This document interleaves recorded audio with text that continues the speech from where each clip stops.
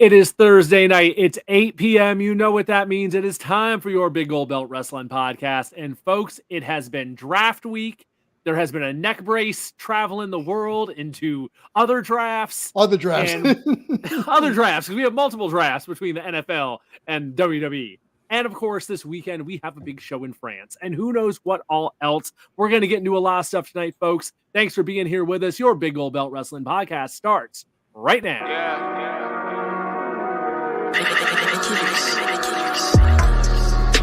Gold Belt, Big Gold Belt, Big Gold Belt, Big Gold Belt, Big Gold Belt, Big Gold Belt. All I really want is that Big Gold Belt, Big Gold Belt, Big Gold Belt, Big Gold Belt, Big Gold Belt, Big Gold Belt. All I really need that Big Gold Belt.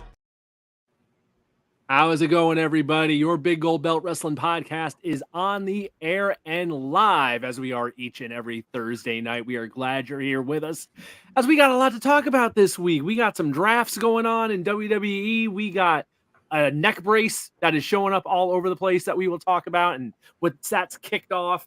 And of course, we have some shows going on this weekend. Other stuff too, Indie Spotlight coming up at the half. I got Damian down in the Lone Star State on my left and the Giant Crab Jamal on my right at the moment. How's it going, gentlemen? Not bad at all. It's hot as hell outside. That's the It one. feels Summer like came summer early. today. Yeah, summer came early. We are definitely getting our first taste of summer here in the DC area. So I know if we're getting it, I can only imagine what it must be like down in Texas. 87 degrees today, and we're just on May 2nd. We're like, I think, at the same temperature then. Yeah, We're it was up here. 89 today. Yeah, we're definitely in the same ballpark. It's going to drop here tomorrow, but the first taste of summer. I'm pretty sure we're going to have 2 Chains joining us in a bit here, guys. So we're going to have a nearly full house tonight here on the Big Gold Belt Wrestling Podcast. Thanks for tuning in. It's been a busy week, of course, kicked off by the WWE Draft that started last week on SmackDown, continued into Raw on Monday. And we're going to take a look at it. By no means are we going to do the whole darn going through every pick, as we just talked about before we went on the air. We don't like doing that sort of thing around here. We like sticking to our main takeaways and the highlights of what jumped out at us. So I'm going to pull up real quick on my screen here what I remember happening, because what I'm going to say before as we start this is the big thing that I was seeing last Friday night as SmackDown was going on is I kind of saw the same kind of theme coming around from people. When people just everyone's staying where they already are. It's Right. a whole lot of just, we're keeping the status quo. We're keeping people on the same brands. And there's, we've heard in the past the classic, it's time to shake things up. There's a whole lot of shaking things up going on this time around. And Isn't that kind of what we said last week? That's what we said. That is kind of, the whole idea of kind of, if it's not broke, don't try and go and fix it. So people were definitely hit with that Friday night. And then Monday, I would say things got shifted up a little bit more, but not too much. The theme definitely of this draft was kind of, some minor tweaks, some NXT call-ups, which I think were probably the most noteworthy thing. Yes. And then some areas I think that they concentrated on that we'll get into as we go along here. But I thought that was the main theme I was getting of the draft this week. Damian, from what you saw, anything different there? Anything that jumps out at you as far as takeaways from the WWE Draft? Well, the number one takeaway, and you've said it, is that they just moved the furniture around and made it seem like they did something. The fact that people stayed on their brands made it seem like it's a big deal, like we were supposed to pop the champagne because people stood on Raw or SmackDown. But I will share a surprise.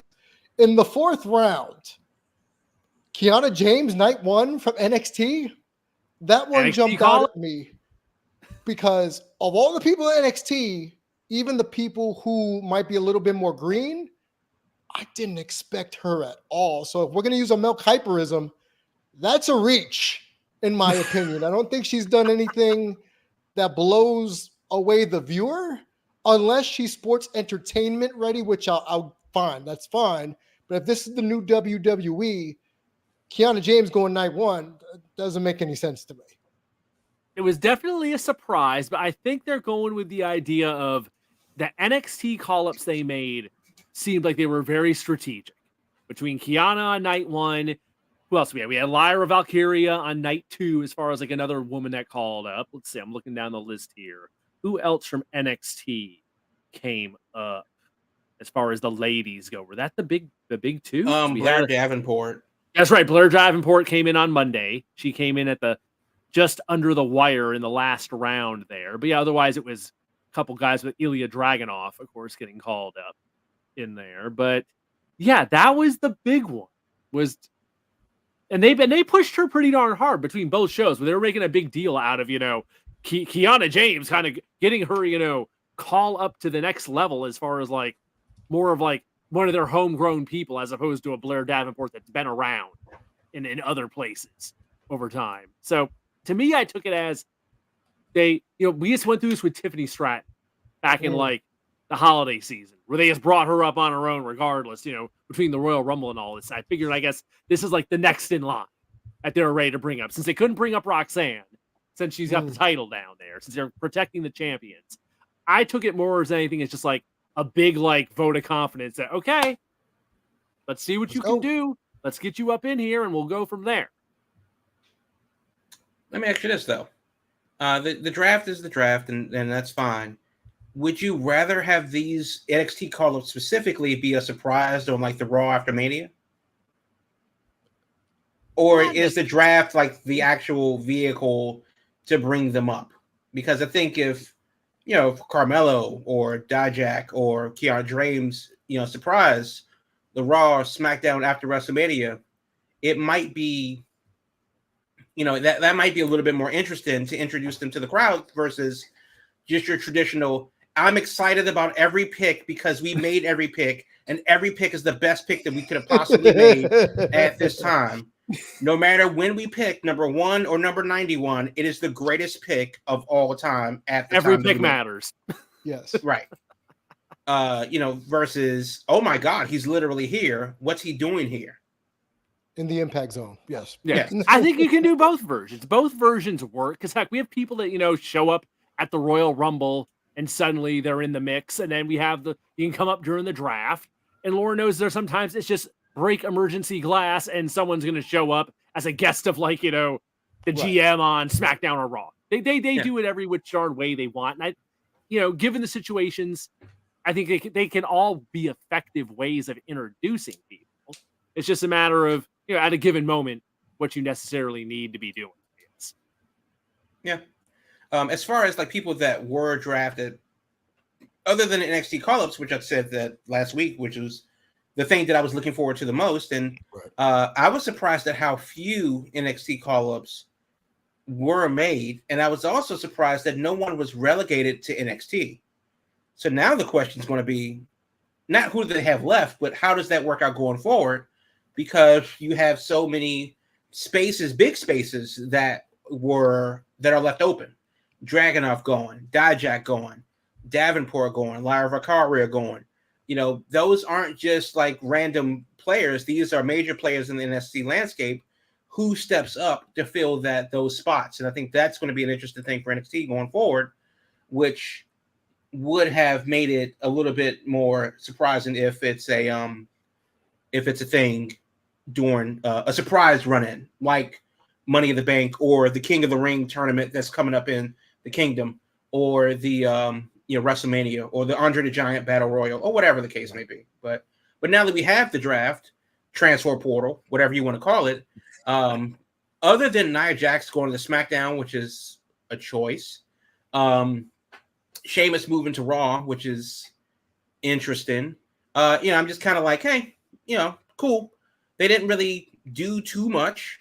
I'm not surprised. We weren't surprised. This is kind of what we were expecting. And I'm not even mad at it because it was working before. It will continue to work in the future. And they threw some valuable NXT content into the mix. I like it. And I'll go with, and sticking with the NXT, I will say that I'm surprised that obviously the 3 ladies that got called up, what does that do for the women's roster already, being that it was kind of top heavy and then we didn't have anything to fight for in the middle.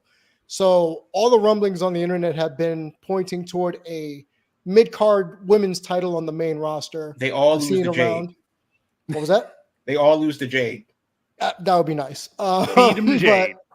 But that was the thing that got me thinking that, okay, if we have a women's intercontinental as well as women's US title, would that help alleviate some of the bloat and give other women something to do other than fighting for a title or some shenanigans via a storyline that isn't that great? Because I remember this week, I believe Mia Yim got sent down to NXT because she's going to be in the tournament. Right, the North American ladies title they're at. Yes. So if anything, okay, they moved Mia down. Natty's already down there, but you brought up 3 more. So what's the plan here? Yeah, they definitely were doing a lot of focusing on the ladies. Now let me see if I can make this work here and bring in our man 2 Chainz into the mix here. Yeah, it is. And then fix up our graphics here so we look a little bit better than this. It is it's horrendous hearing you all talk about this NXT stuff in the capacity that you all are. Oh, you can go. First of all, we're gonna get everything straight here real quick. There we go. We in here. There we go. Y'all not gonna act like Abafemi didn't come in and instantly made an impact in NXT with 3 weeks of time on television. The NXT system has proven that not only did they have proven stars who at any point was main roster ready when the opportunity presents, but also they got college athletes and they got independent wrestlers. They got a system in place that when one person is gone, the next person is up. So them clearing up the top of their roster and promoting them to the main roster just means that we get to be more excited for some of these other names that we may not know of or have heard they signed but haven't got the burn yet. So I'm fine with that. And I absolutely need to the idea of sending people back. I think it makes sense when people are sent back, as we said many a times, where if it's an injury or if it's just you just don't have anything going, just like in baseball, you go to AAA, to carve your craft a little bit till you get back into the MLB and do what you have to do. Paint. So what has Mia Yim been doing? So it's cool, that makes sense. Natty, who what has she been doing? So it makes sense. So this is definitely like a Dolph Ziggler, Apollo Crews, even Finn Balor back in the day. These folks that you say we don't have anything going for them right now. Let's go down there, let these younger talents get that rub with them, working with these folks that they're going to eventually be working with in the future, where it helps the younger talent, but it also gives the folks on the main roster who didn't have anything kind of going on relevancy. So I love when people get, I wouldn't say a demotion, but it's just hey, purgatory. Let's get you back on path. Because in the contrary of this is when people didn't have anything to do, we have these cases of Trevor Lee now hey, they said they didn't have anything for me to do, i.e. you're released the next day. So it's good to know that they're still working and giving folks opportunity, as Damien's internet has taken a dive. It's good that we see that people are getting an opportunity to do something better than just being released into nothing. So I'm not mad at all. And then last thing I'll say about the draft is I think everybody that got brought up from NXT were definitely at their end of their run. Well, majority of everybody, except for Kiana James, but majority of everybody was pretty much had run their course. What was next? You wasn't going to put the belt on Dijak, even though he came close plenty of times there. You wasn't going to give him the belt. Dragunov, I mean, there's so much more story to tell with him on the main roster. Yeah, and just had that run, Carmelo, who had already had a sample dose of the main roster, who had also nothing else to kind of go for it there. It just made sense. So I thought they did a really good job. And then obviously Bree Priestley, what was next for somebody who was main roster ready as soon as they landed in WWE? So, I think in fair taste, and I think if we spend a lot of time in sort of predicting who should be called up from NXT, we would have been upwards on the 80% percentile of the folks, because it's very evident of the folks who had run their time and on that brand. So I thought they did a good job on it, and I'm definitely looking forward to seeing where both the top and the bottom of the NXT roster goes from here. Yeah, I think the other big thing they were really making a point of doing is they refreshed the women's rosters on both Raw and SmackDown. Like specifically looking at Raw now, it's like they moved all of Damage Control over there. So that's 4 pieces right there of just fresh faces on there. They called up, like you were saying, former B Priestley. They called up Kiana James. They got Natalia over there. We got Zelina Vega over there now. They even moved Scarlett over there as part of the darn Final Testament. So they did that. Still a thing?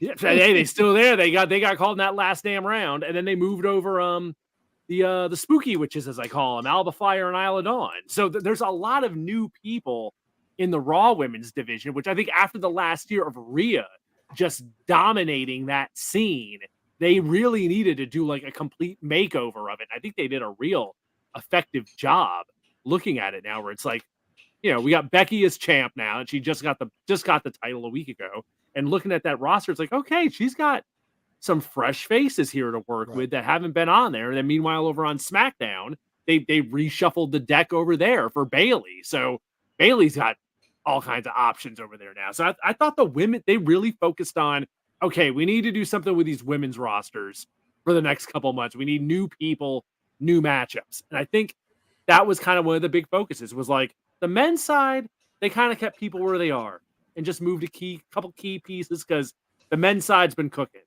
The women's is where they're like, you know what? All right, here's where we need to really shuffle the deck. I think they did a pretty good job of it. Yeah, I have no problems with it whatsoever. And that's kind of the thing about the draft as a whole. It really wasn't necessarily a just destroy, rebuild, destroy again in the past. That's what it's been. It's just been like, no, subtle changes that needed to be made. This is the reason why. And they all kind of make sense. It wasn't just like, well, we don't have anything for you here. Go over there and find something to do. It was like, no, this is kind of like we're rebuilding in a particular direction. I don't mind it going that way. Same thing with sending people down to NXT. And that's obviously like to the benefit of NXT finally being integrated into the WWE system, where we're not worried about whether or not somebody's main roster ready, and then managing the transition to NXT from NXT to the main roster. That was a real fear before. That hasn't been a fear for a while, and I think that's just a testament of how integrated NXT is into the system, and this is what it looks like when the system's finally working.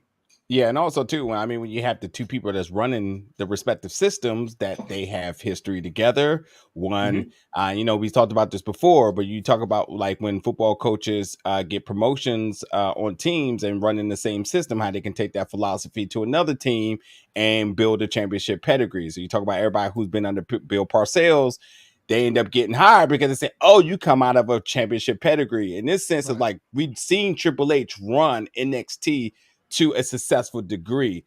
His best friend, Shawn Michaels, comes in as a successor, runs it, still under Vince's tutelage. But once Vince is out, once that one issue is out, then all of a sudden you have a fluent system between the main roster and now your developmental, if you want to call it. So, Jamal, you're right. It's beyond. It's almost beyond the point of even having to fear. It's the point of us being at a point of we may not even have to worry about this ever again. Yeah, it may always just work now. It just may always be a lateral understanding across the board, which is why when people get called down, it's interesting. It doesn't feel like a demotion. In the Vince era, somebody get put down there, you're like, oh, they're done. That's it. one foot out the door. I mean, look how good it's worked out for Baron Corbin in the last few months. Man, going down there, putting him and Braun Breaker together as a tag team and having them go on a tear. And like, I'm sure it was like, the idea was, okay, we're gonna put you down here. You're gonna work with Braun, put the last bit of polish on him before we call him up, and then you're both gonna be good to go. We'll freshens you up. It's gonna get Braun that last little oomph he needs before we call him up to the main roster. And there you go. I mean, it's you making good use of the people you have. If there ain't something for them on the main roster, absolutely put them on NXT. The 2.0 NXT is a very different creature than the old black and gold as far as like, it's not that demotion if you get sent down there that it was before. Yeah. For me, this is NXT 3.0 at this point because it's better than the last two. So I like where it's going. I'm gonna turn and say You think it's better than the OG NXT?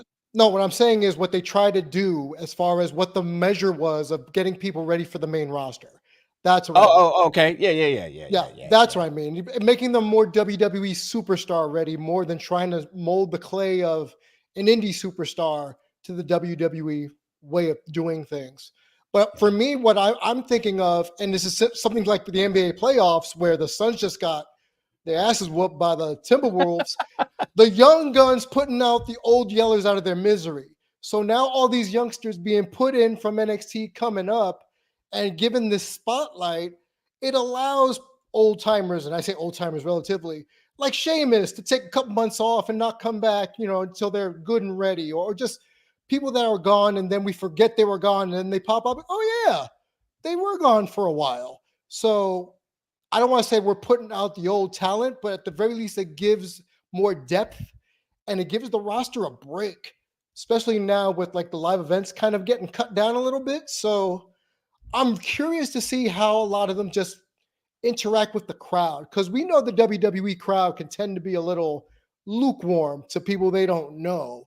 So that first time where they see, like, for instance, with seeing Cody wrestle Carmelo, I loved it. But I'm sure someone who hadn't really seen him in NXT was thinking, who the hell is this dude? So I like it. It's just a matter of making that first impression. And then let's go back to when Kevin Owens first arrived on the scene, or even, you could go as far as AJ Lee. I mean, we've at this sort of booking isn't anything new.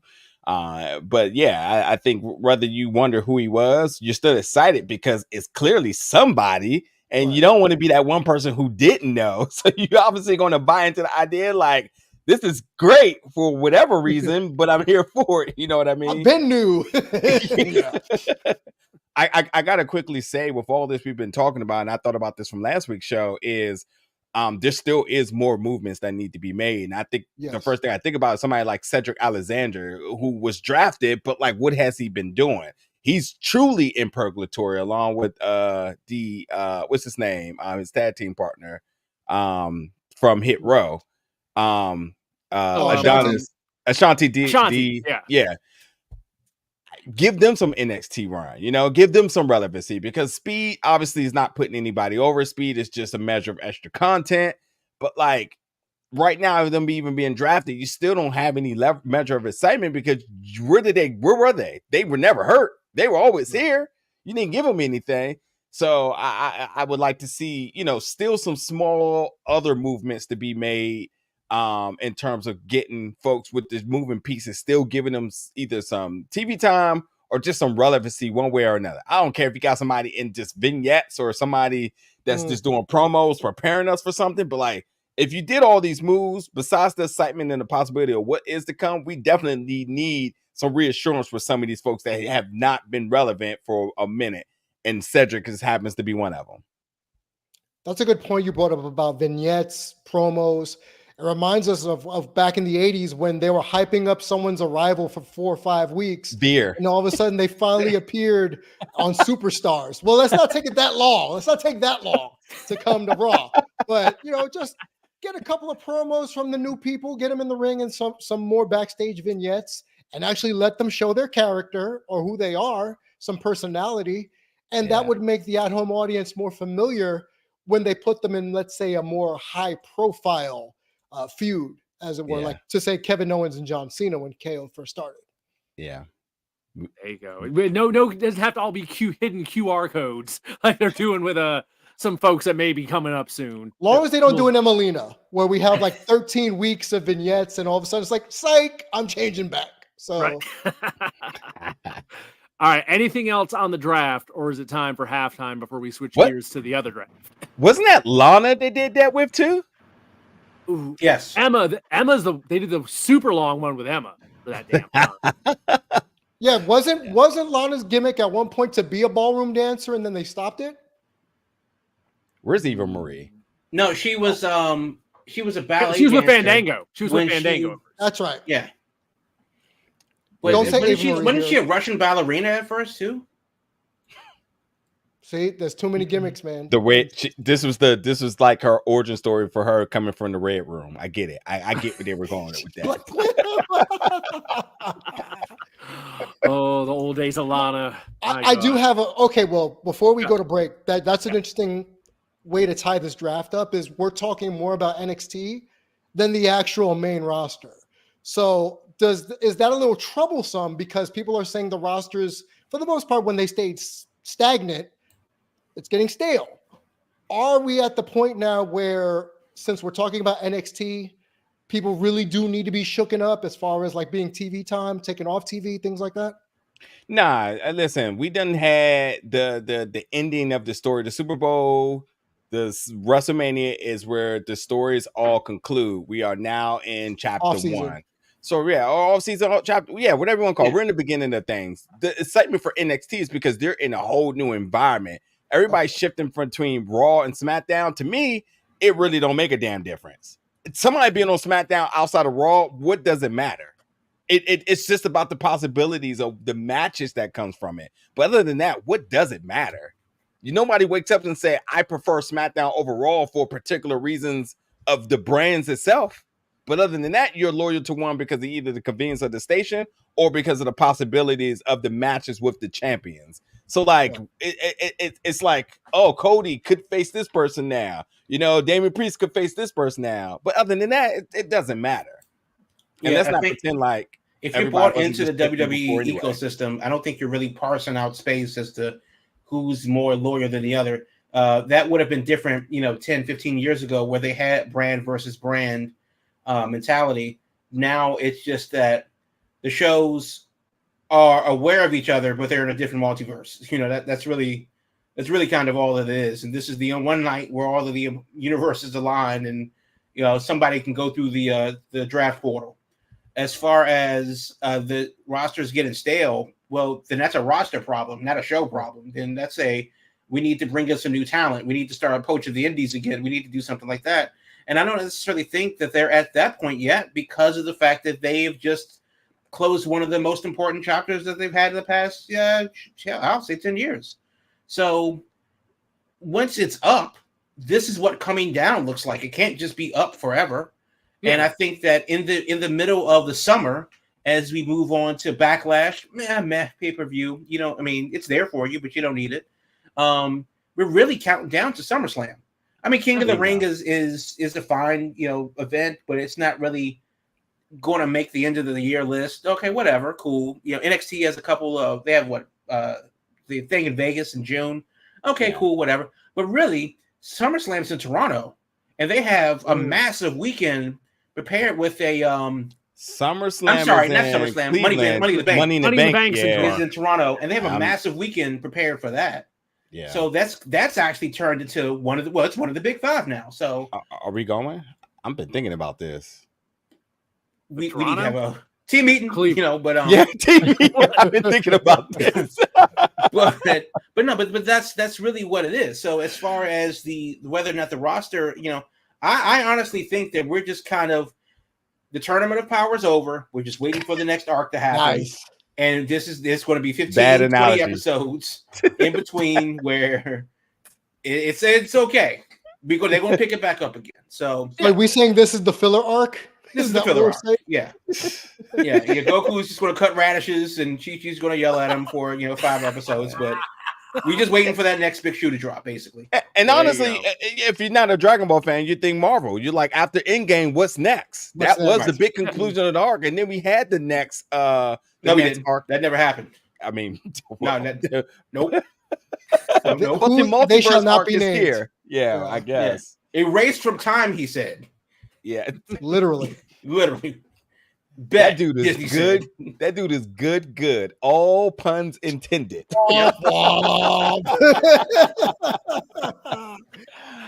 All right, take us to break, Will. Yeah, let's hit our mid-show break. When we come back, we'll have the indie spotlight, and then we're going to talk about that Tony Khan neck brace and all the draft coverage that happened with that. Get into that stuff, and then we got a show going down in France this weekend. Who knows what else we'll get into? Second half of the show coming up after this. Stay with us, folks. your Big Gold Belt Wrestling Podcast. We'll be right back. A little birdie told me, everybody, that you may be interested in doing some sponsorship and advertising opportunities with us here at Big Gold Belt Media.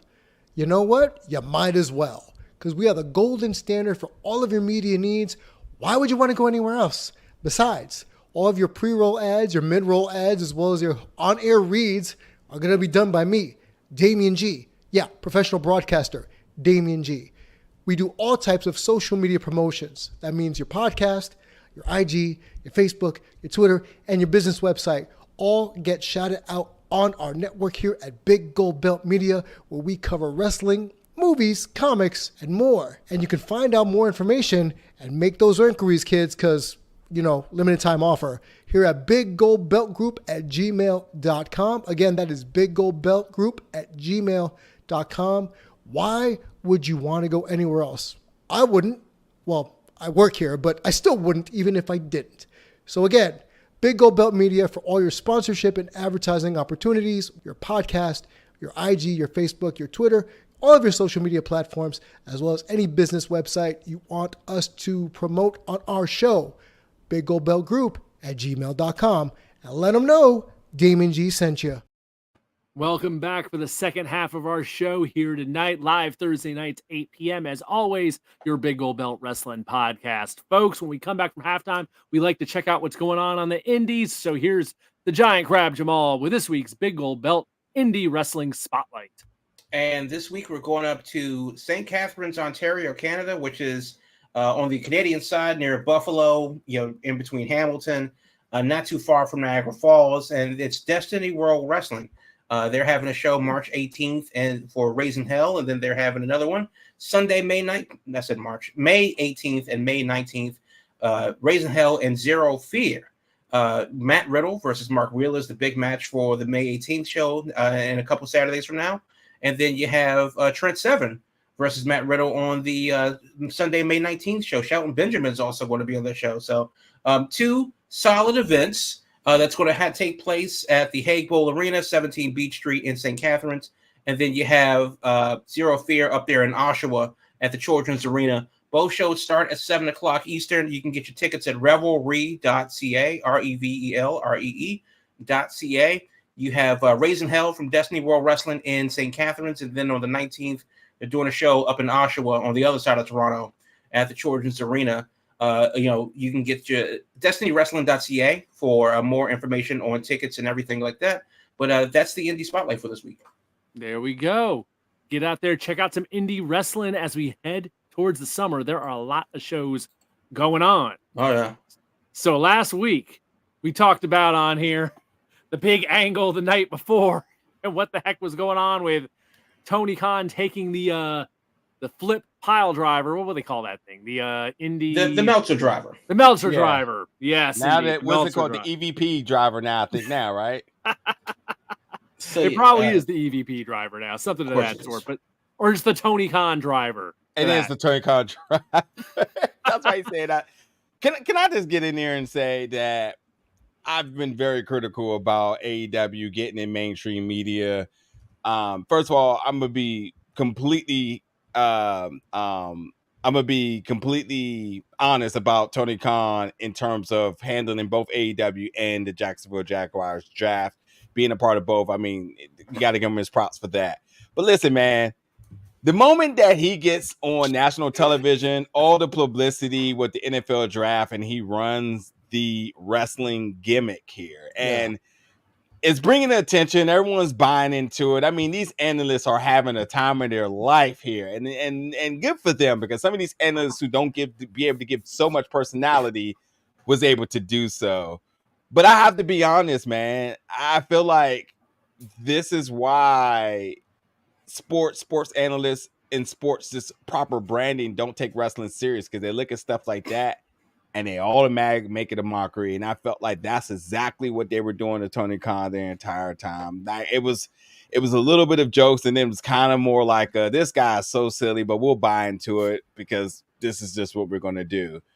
So I feel like it was like a step forward, but also like 3 steps back for wrestling in general, because it was a main opportunity for him to maybe even promote his show or to run a clip, but to run the Neckbrace, and people are just like, well, people really do have these serious injuries, and the way you're moving around ain't giving me real injury here. So I don't know, man. I was just a little impartial about it. Like, it was like, okay, cool, he's living the gimmick. But the moment that the analysts started buying into it, and then they started making a mockery of it, I'm just like, oh boy, here we go, man. On one end, you got The Rock, who's advocating for wrestling, making it cool, as it's saying is being, but he's branding wrestling in everything he does. So when he goes to the Pat McAfee show, when he's doing college Saturday mornings and all this other stuff, he's talking about WWE, and it feels like a legitimate thing. You see Roman Reigns, he show up, but it feels like a legitimate thing. When you have the owner of the company and he's running a gimmick and it's clearly nothing legitimate and everybody can see through it, I don't know, man. It's just really, really, really. I felt like it was more detriment to positive to the positive benefit of what they could have reaped in the opportunity. I ain't gonna talk about this comment to WWE. I'll let y'all have that, but I just knew that that was my reaction upon seeing and hearing what folks were saying about it. Other than him working a given, what's the difference between him doing what he did and The Rock doing what he did? Because when we saw The Rock on TV in character, that was not the same guy that was out there promoting the XFL, or that was not another guy that was promoting whatever the hell his tequila or whatever else he has going on. So there is a difference between Dwayne Johnson and businessman and The Rock, businessman in Versace or whatever the hell linens, in his Versace bootcut linens. It is kind of what it is. I'm not going to say that the gimmick itself is good that Khan was running, this little nerd face weasel in a neck brace because he took a wrestling move. It's still wrestling, and goofy shit like that happens all the time. But are we supposed to believe that Black Adam, the businessman, is not the same guy that just told when he did his interview in Philadelphia for WrestleMania as a heel, and he no-showed the crowd by like 3 hours, and then worked the crowd himself. Obviously, you go, damn, is he okay? And then you go, he's just doing heel things when he gets there. So I really don't see what the difference is, other than not liking the gimmick, which is understandable too, because it's quite silly. Especially considering all the things that we talked about last week. Seek that show out for the reference, but it's just like, that's the wrestling side of it. I think the difference is that The Rock was promoting WrestleMania and his match. Tony Khan was getting himself over. That didn't help anything with AEW, the Angle, Jungle Boy, the Bucks, or any of that.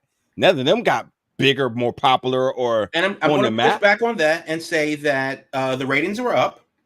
I know that you don't particularly care about the ratings, and I don't mean that to say that just because the ratings are up means really anything. The ratings could be up for a number of different reasons, but they are up coincidentally after the NFL draft, which is another reason why they would be down, because people are talking about football and not giving a shit about what AEW is doing. That's one thing. The second thing is that actual outlets that are not relevant to sports were talking about it too. I first saw him in a neck brace in the New York Post. Again, not the most reputable of organizations either. If you want hardcore journalism, I'm not saying that they are. A lateral to TMZ there, but it is what it is. It's still is what it is. Yeah. But the point is that I did see him in a non-sports space, and that's a thing that we've been talking about AEW with for the longest. Yeah. They need outside help. They need outside networking. They need to gather a buzz. And if that means that Tony Khan is, I'd rather him be in a goofy neck brace than that damn Jaguars jacket when he was doing his TNA run as the heel, co-owner, manager, GM boss type of a thing. I'd rather do that every single day of the week. Please don't have him talk. He's not good at it. But if that's what it takes to get that flash in the pan moment that people are talking about AEW in a meaningful way, then why not? Go ahead, Will. I'll be brief real quick. I'll put a pin in that one. I'll be brief before my internet goes out. All I'm going to say is at this point, he's corny. It's getting to the point where the corniness is not cool. It's just, So I'm looking at Tony Khan right now as like, look at him trying, and failing miserably, in my opinion. No, well, Damien, I agree with you. They're not laughing with him; they're laughing at him. But his point is, they're saying something. Is he aware of At least they're talking laughing about at him? Even Oh if no, they're not at talking all. about He me, thinks they're that he's talking the about coolest guy in the room. So he's the egomaniac. Don't. Let's not be confused here. He really thinks that he's hit a home run. But for what the money is that people are talking about AEW for some reason, and I don't think he doesn't, but I don't think people care why they're talking about him. It's not. I don't think they're talking about AEW. I think they're talking about Tony Khan.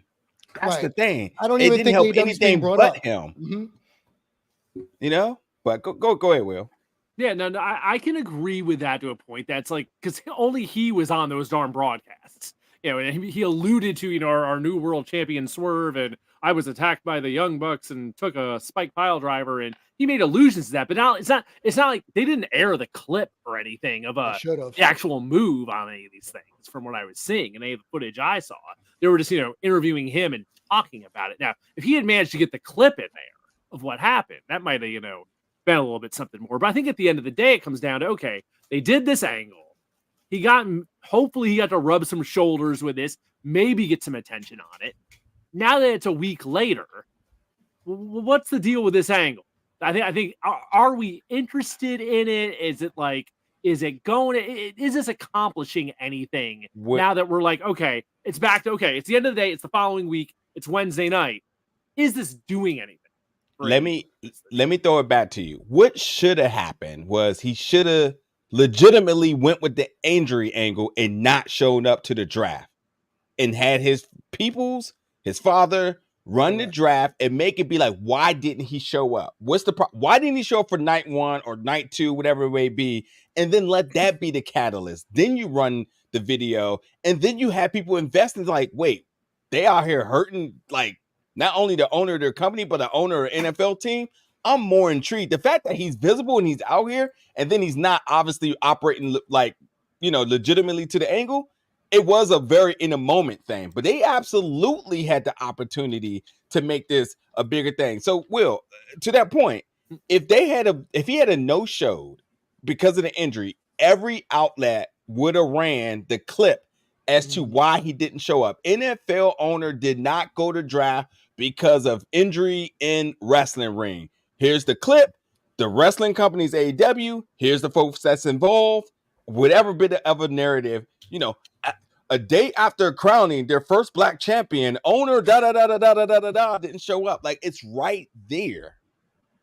That's probably a bridge too far for them to pull off as far as like it just the blowback they would get on the NFL side would just like, what the hell?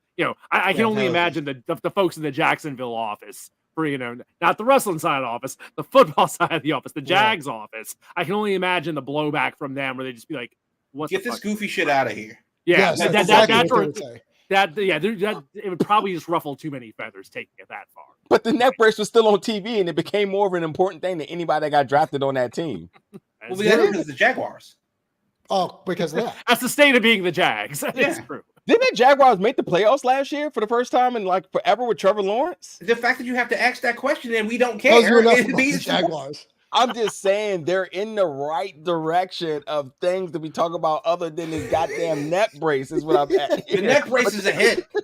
I said this last week. I want Tony Khan in a full body cast. Yeah. I got a neck brace. The neck brace got over. Oh, so Will, the comment that he made on air. Let's hit that. Oh, you write first the comment and your reaction to it. Oh boy. Yeah, so he had to get his little dig in on WWE. He couldn't just promote the product, couldn't promote his stuff, had to throw in the line about, we're Pepsi to their Coke, and the big line was they're the Harvey Weinstein of wrestling. Bro. And just hell of a choice of words. Hell of a choice of words is about all my thought was just like, oh, you really wanted to say that on a national TV. Mm-hmm. To me, it's just one of those things where like, okay, you went there. Keep in mind who you're messing with. Just keep in mind, and we know how dirty wrestling companies can be. And just, it was that, you talk about kicking a hornet's nest or poking the bear. Poking the bear. Mm-hmm. Yeah, it's like, dude, what happened? you pull a move like that, what happens afterwards? I don't feel bad for you.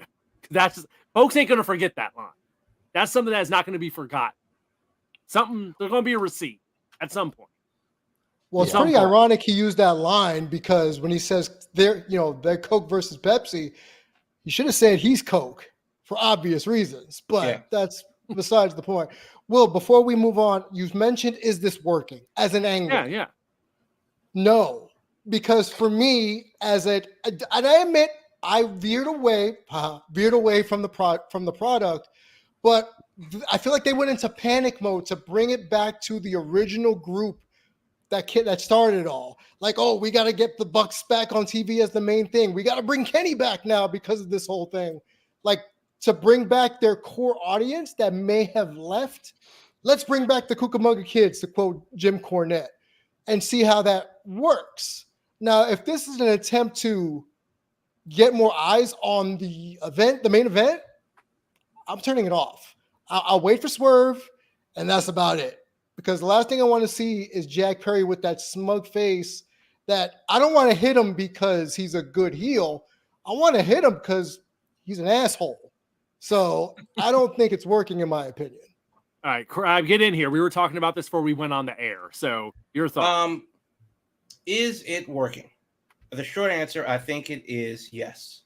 It may not be working to the degree where it's a success, but considering where we started, I think they're moving in a positive direction.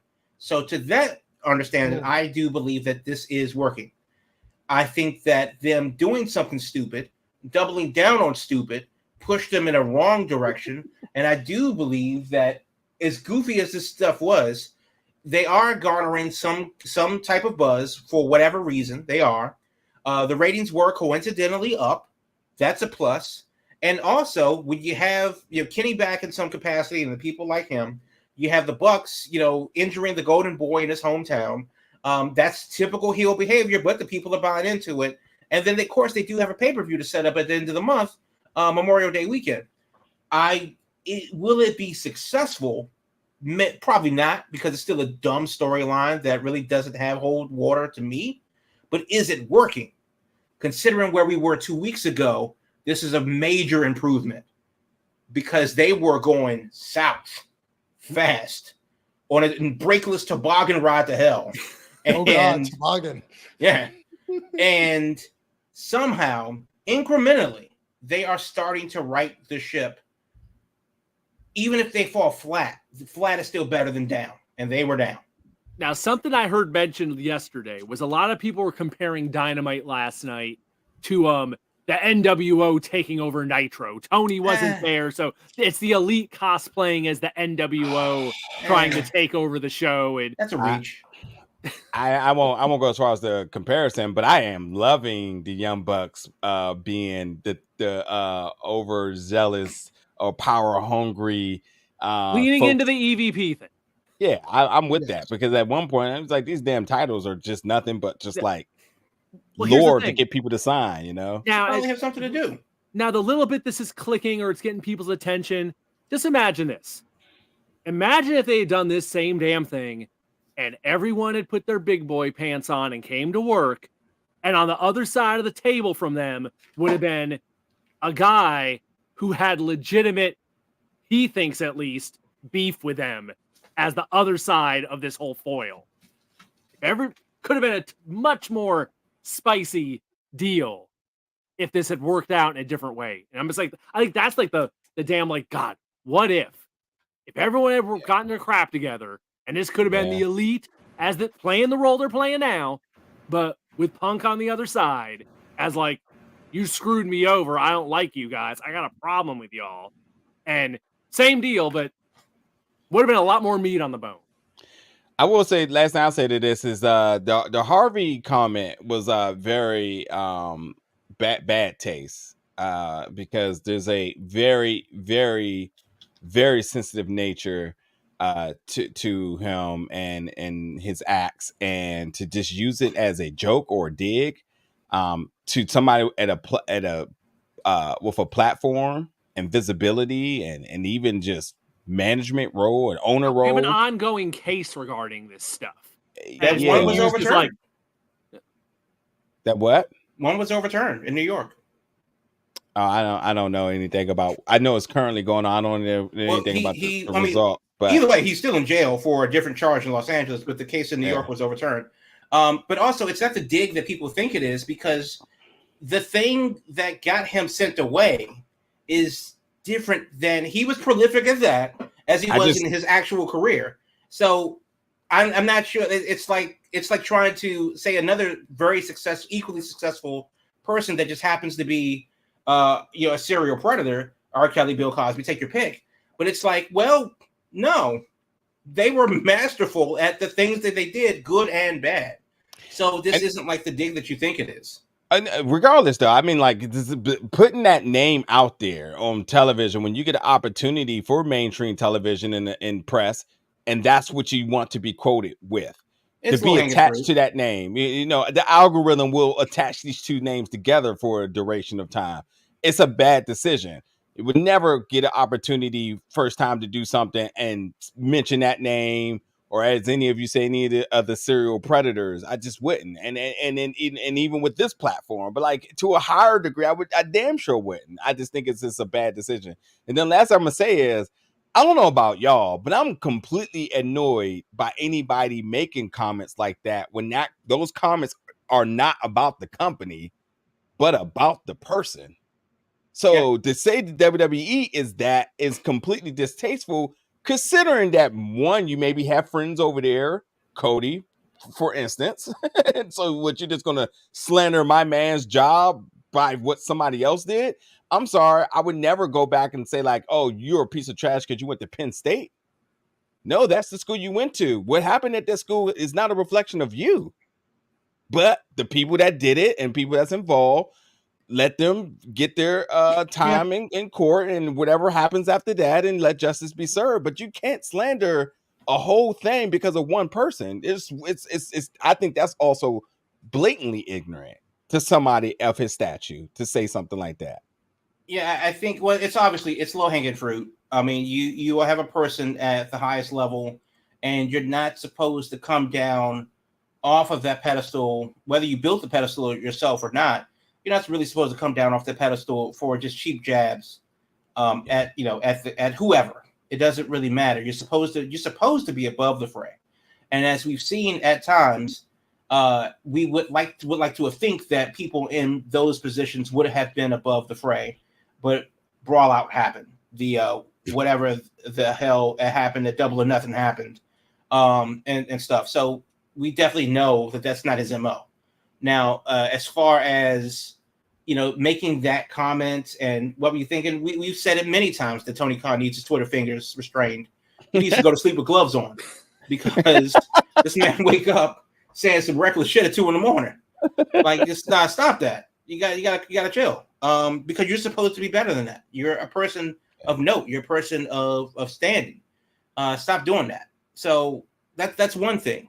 And then the other side of that is what does that set for the people that are in the AEW cult that's riding behind you? Every time somebody says something bad about AEW, assuming that they don't have enough weight behind their words, the minions come out and character assassinate everybody that says something bad. And we've seen that happen with AEW before. So it starts at the top.